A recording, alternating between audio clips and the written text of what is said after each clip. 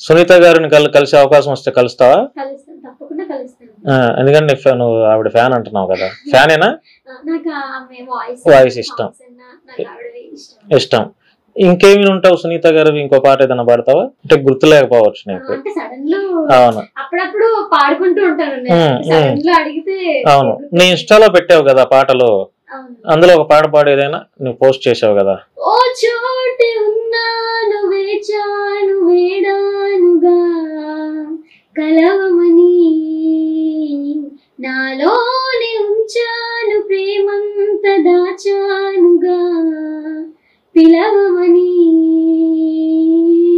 తారలైనా తాకలేని తాహతున్న ప్రేమని, కష్టమేది కనరాని ఏది ఏమైనా ఉంటానని, కాలాలు కల్లార చూసేనులే వసంతాలు వేచుంది ఈ రోజుకే, భరించాను ఈ దూర తీరాలు నీకోసమే.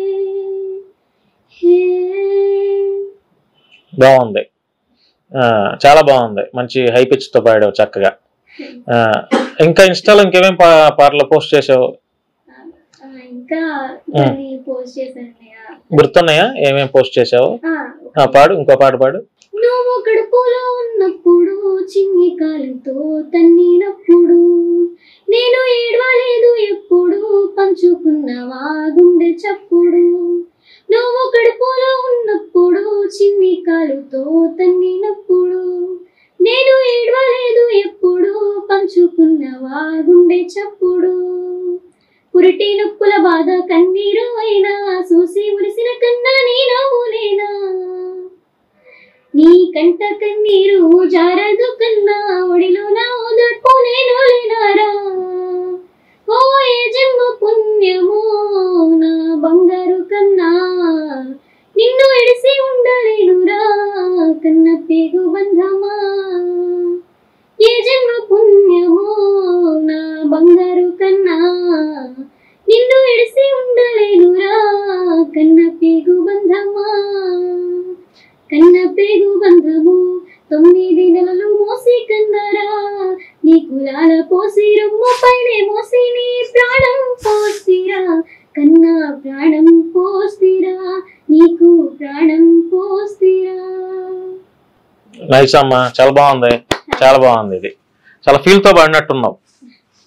ఏమైనా చెప్పాలనుకుంటున్నావా మా మీడియా ద్వారా? నేను అదే చెప్పాలనుకుంటున్నాను. ఇంకా బ్లైండ్స్ కి మాలాంటి వాళ్ళకి కొంచెం అంటే సింపతి చూపించకుండా మీకు తోచిన హెల్ప్ ఏమైనా చేయాలనిపిస్తే కుదిరితే చెయ్యొచ్చు, లేకపోతే లేదు అంతే తప్ప సింపతి చూపించి అందరూ అయ్యో అయ్యో అయ్యో అంటే కొంచెం మాకు కూడా మీరు అప్పుడు మమ్మల్ని జాలి పడమని మోటివేట్ చేసినట్టుంది. ఓకే, అవును, మాకు లేని కానీ నేను ఎక్కడ జాలి పడను తెలుసా. ఇప్పుడు నిన్ను జాలిపడి ఇక్కడ పిలిపించలా, నీ టాలెంట్. ఎందుకంటే నువ్వు జాబ్ చేసుకుంటున్నావు, నీ భర్త జాబ్ చేస్తున్నాడు, నీకు తల్లిదండ్రుల సపోర్టు మీ అత్తమామల సపోర్టు ఉంది, ఇంకా మీకు పెన్షన్ వస్తుంది, మీ మీద ఎందుకు జాలి చూపిస్తాం? ఎందుకు? ఇప్పుడు మీ పెళ్లి చేసుకున్నారు, చక్కగా మీ తోడుంది. సమాజంలో కూడా చూపించకూడదు. ఎందుకంటే బ్లైండ్ లో ఉన్న చాలా మంది కూడా గవర్నమెంట్ జాబ్స్ లో ఉన్నారు తెలుసా. ఈరోజు బ్యాంకుల్లో, రైల్వే, చాలా మంది బ్యాంక్స్ లో, రైల్వేస్ లో తక్కువ కాదు. అవును, రాజు అని సింగర్ ఒకడు ఒక అబ్బాయి ఉంటాడు తెలుసా, కళ్ళు కనపడవు. సజ్జనార్ సార్ కూడా పిలిపించి అతనితో పాటలు పాడించాడు, చేతితో ఇట్లా కొడతా పాడతాడు. ఎంత బాగా పాడతాడు, చాలా బాగా పాడతాడు కదా. చేత్తో ఆయన, అవును అవును అవును అవును, బాగా పాడతాడు, మంచి టాలెంట్ అతను గొంతు గాని. విన్నావా ఆయన పాటలు? విన్నావా? అంటే చాలా తక్కువ ఇన్స్టాలో చూసినప్పుడు అలా. అవును అవును. ఇంకేం చెప్తా? ఇంకేమైనా చెప్పాలని ఉందా, ఏమైనా పంచుకోవాలని ఉందా సమాజానికి, లేకపోతే ఇంకా నువ్వేమైనా చెప్పాలనుకుంటే?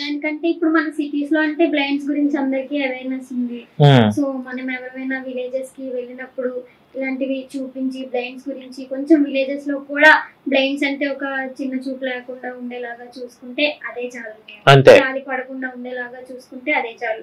పేరెంట్స్ కూడా నేను నా తల్లిదండ్రులు అనుకొని చెప్తున్నాను.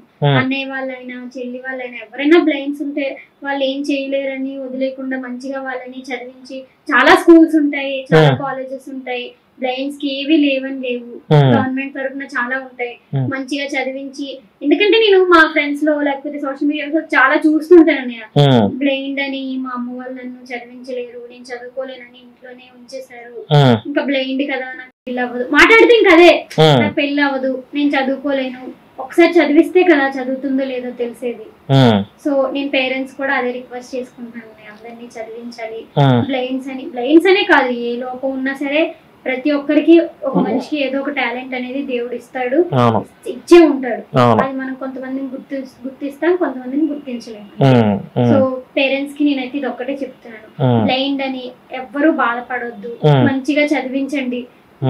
డెఫినెట్ గా చదువుకొని మీ ఖచ్చితంగా నేను మాటిస్తాను, మీ ఇంట్లో వాళ్ళు నార్మల్స్ ఎవరైతే ఉన్నారో వాళ్ళందరికన్నా మిమ్మల్ని బాగా అర్థం చేసుకుని బ్లైండ్స్ మిమ్మల్ని పోషించే వాళ్ళకి ఆ శక్తి కూడా ఉంటది. ఖచ్చితంగా నేను చెప్తున్నాను.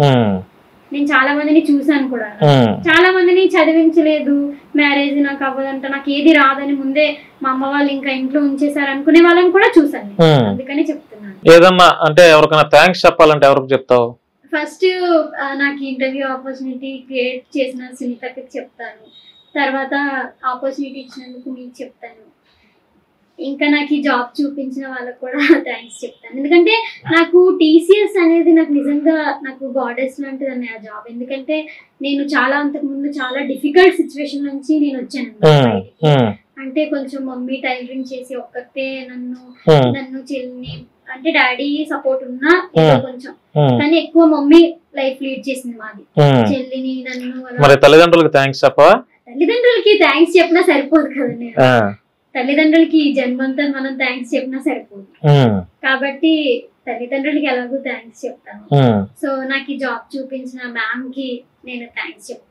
ఎవరు ఆవిడ పేరు చెప్తా? ఆమె పేరు అభిజ్ఞ మ్యామ్ అని. ఏం చేస్తారు ఆవిడ? ఆమె ఇప్పుడు ప్రెసెంట్ ఏం చేస్తున్నారు నేను కాంటాక్ట్ లో ఈ మధ్య లేవా, కానీ మ్యామ్ నాకు జాబ్ చూపించినందుకు మాత్రం మ్యామ్ కి నేను ఎప్పటికీ రుణపడి ఉంటాను. అభిజ్ఞ మేడం గారు, నేను కూడా చెప్తున్నా, అభిజ్ఞ గారు మరి మీరు ఎవరో మాకు తెలియదండి. ఈ చెల్లికి జాబ్ చూపించినందుకు మీకు శశి టీవీ తరపు నుంచి ధన్యవాదాలు తెలియజేస్తున్నాను. సారీ చెప్పాలంటే ఎవరికైనా చెప్తావా? చెప్పేసాయి. ఏదో ఎవరినైనా బాధ పెట్టినా నేను ఇప్పుడు వరకు అయితే నాకు బాధ పెట్టినట్టు అనిపించలేదు. వాళ్ళు ఎవరైనా బాధ పెట్టుంటే మాత్రం సారీ. అండ్ ఈ ఇంటర్వ్యూలో నేను ఏమైనా ఎవరి గురించి అయినా తప్పుగా మాట్లాడుంటే సారీ. ఎవరి గురించి నువ్వేం మాట్లాడలేదమ్మా, ఎవరి గురించి ఏం మాట్లాడలే. సో ఫైనాన్షియల్ గా అయితే నీకేం ప్రాబ్లం లేదు? ప్రస్తుతానికైతే ఏం ప్రాబ్లం లేదు, సరిపోతుందండి మాకైతే. ప్రస్తుతానికి ఏం ప్రాబ్లం లేదు, అంత హ్యాపీ ప్రస్తుతానికి.